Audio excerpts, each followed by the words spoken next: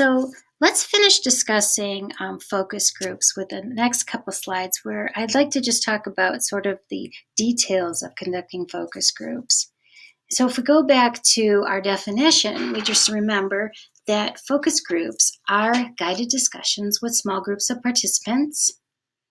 And the goal is to employ the group dynamics that produce a discussion in terms of finding out what's going on, what the salient issues and their opinions are, how people are impacted by issues, and what suggestions and insights they might have. So I've been a part of a lot of studies that use focus groups, and definitely the devil is in the details. So I just want to go over some of these things. And some of these things you've thought about because you've already planned out just a focus group for this class, or you've been a part of focus groups. Well, here are some details of things that really you have to kind of consider before bringing a group together. So participants.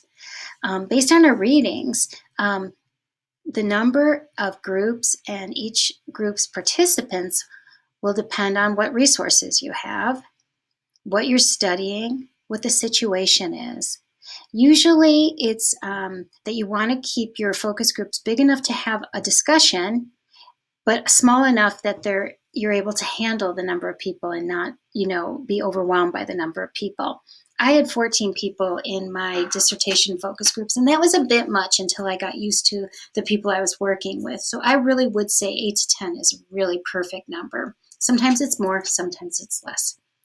If you're going to be stratifying your focus groups by a certain characteristic, so there's some homogeneity, you usually try to have at least 2 groups per characteristic. So if you're going to have it broken out by age groups like younger to older, you'd want to have 2 younger groups and 2 younger groups. So it's not just one group talking about everything. Again, it might be more, it might be less. In your work, I asked you to think about who would be eligible to be in your focus group. And this might depend on how you're stratifying your groups. It might be by demographic characteristics, specific experiences, such as in my groups, people who have experienced breast cancer, or their work status, their role in terms of what you're looking at. So some questions to ask would be, who would you include in your focus group? How will you recruit them? Should the groups be homogeneous or heterogeneous? Now, in my work with Alaska Native people, often we'll have focus groups, and people want to bring together youth with elders. But when you're talking about opinions, sometimes it's good to actually stratify those groups of having a group of young people and a group of elders, because when young people and elders come together, often there's this idea of respect and that you don't speak if the elders are speaking. And so if you're not going to have your youth speak in front of elders or over elders, then it's best to probably split them up. So that's just one example of why you'd need homogeneous versus heterogeneous groups. And you think about your inclusion and exclusion criteria. And you have to think about opinionated and powerful people. So if I was doing work with people on campus, some kind of focus group to find out, do we want a dog park on campus? What would be the factors that impact whether we have a dog park on campus, which I would love, right? Some people might feel intimidated about talking in front of powerful people who are their superiors. So maybe I wouldn't invite our chancellor or our dean to something where I want people to talk very openly as faculty members or as students at the table.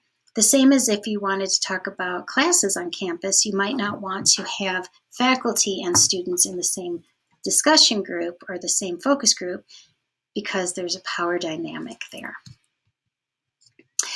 Obviously, you'd want to plan around when you think participants would be most likely to be able to do a focus group. So for me, working with caregivers, often the middle of the day might not work. So I have to think about how and when and where these focus groups should be so that it's convenient to my participants.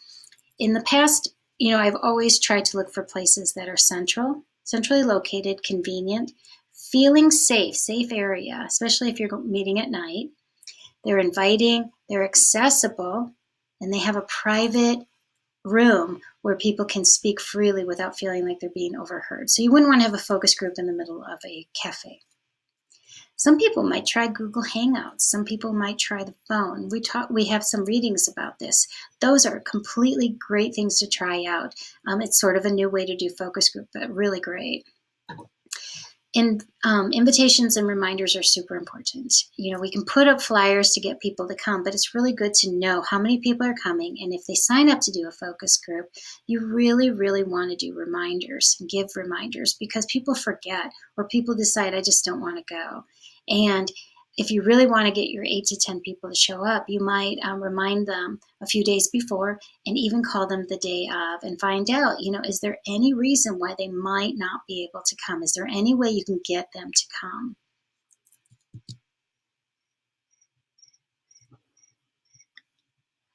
come? Incentives and enablers. This depends on your participants. So in my prior slides, we talked about giving $50 and dinner to the women who came to our focus group, which would last in total about 2 hours. And that seemed like a really nice enabler for these people to come. They felt like they got something out of it. They felt like they were thanked, and that felt like they did something worthwhile. But it wasn't so much that they felt like they had to do it. They couldn't turn it down. It's also good to think about transportation, whether you're going to offer taxi vouchers or gas mileage. Parking is always a good thing. And even if you're going to be working with parents or caregivers, having some kind of childcare on site is a great thing as well. So it's always been kind of a debate of whether you should pay focus group participants. I think you should pay people for their time and just to thank them for their time. But if it's not appropriate, it depends on your group and it depends on your process. Consent forms are very important, and obviously, and some people like to provide the interview guide, the questions you're going to be asking before, so the participants have an idea of what's going on. My take on that is not to give the full question, but maybe the topics, a list of topics that you're going to discuss, that you're going to cover. If you give too much information, people wind up reading instead of listening and engaging in the discussion. So that definitely depends on your participants. But I have had my best focus groups when people knew what the topics were going to be. They weren't surprised, but they weren't trying to answer the questions ahead of time in their heads. The facilitator or the moderator is the person who runs the focus group. They're the ones who say the questions and keep everything going. They keep the discussion going, and they try to be fair, and they try to make sure everybody has a chance to speak when they want to. A question is, should facilitators be similar to the participants? So like if you're having a group with people who self-identify as being male, should you have a male facilitator? And there's different types of research on that. And for me, it sort of is more of a trust issue than a similarity issue. And it depends on the topic you're talking about, and the questions you're asking. So women can, people who identify as women can facilitate groups of people who identify as being male, but that might not always be the best thing. Note takers or observers are the people who sit with you and help you take notes. And for me, if I'm doing audio tapes of a focus group and I've got 5 or 6 or even more people sitting around the table talking with me, I need to know from the tape or from the audio, who's speaking, so that I know when somebody is giving an opinion that might be different from another person's opinion, or when they're speaking a lot and everything is coming from one person versus everybody at the table. And so note takers are there to not only just take notes on what they're hearing, but also to keep track of who's talking. And there's different ways of doing this. And if you ever are going to conduct a focus group, please feel free to contact me and I can give you some ideas on how to train your note takers. Other things you might need are recording equipment if you are going to audio or videotape your focus group. And smartphones are terrific for this. They pick up really well, and you can download the audio right into your computer or into anything that you're going to be working with. So there's pros and there's cons to taping, and most of it has to do with people feeling comfortable with it. But you have to make sure before people come to the focus group that they're aware if you're going to be taping, because if they're not going to say yes to being taped, they're going to have to leave the focus group and it'll be a waste of their time. So we talked about enablers, but another thing is to think about where you are. The furniture is super important. The middle picture is probably where people from my culture, Western culture would feel most comfortable. Being around a table, being able to have everything with you on the table, like your phone or your water bottle or whatever, and also not just feeling super exposed by just sitting in chairs. Now, the lower left-hand picture is a group that's conducting a focus group, probably under a tree where people meet. And I've done that type of focus group, and it depends on the culture. I've done focus groups all over. I even did one in an unfinished garage of an unfinished house because we were talking about skincare safety or sunscape safety for skin cancer prevention for people who build houses. So it really depends on what's convenient and what people are most used to. So I'd like to end by talking about ways to get people to speak, to be involved. So you can, and there's many, many ways.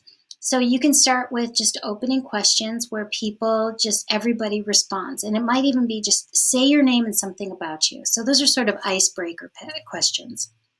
Then there's something called round robin, where everybody goes around and answers the question. And that's where you're really calling on everybody to answer your question one at a time.